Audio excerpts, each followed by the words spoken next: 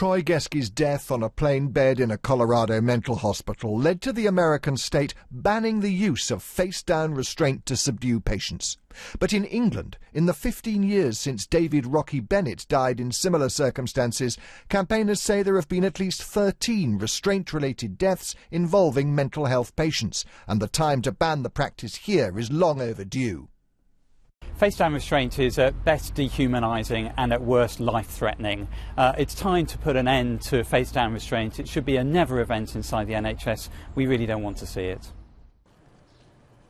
Naomi Ball knows what it means to be pinned to the ground, face down, barely able to breathe.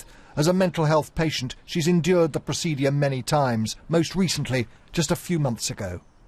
You're terrified anyway, and it just makes you feel even more scared.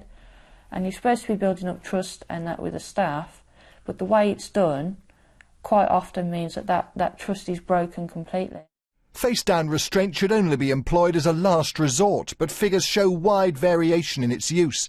In 2011, the procedure was not used at all by 4 English mental health trusts, while one trust in Northumberland used it over 900 times and another in Southampton over 800. A number of trusts were unable to provide figures.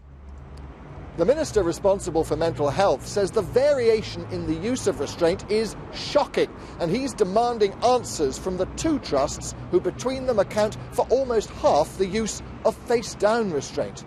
I'm very interested in what Mine says about the idea of just banning face-down restraint.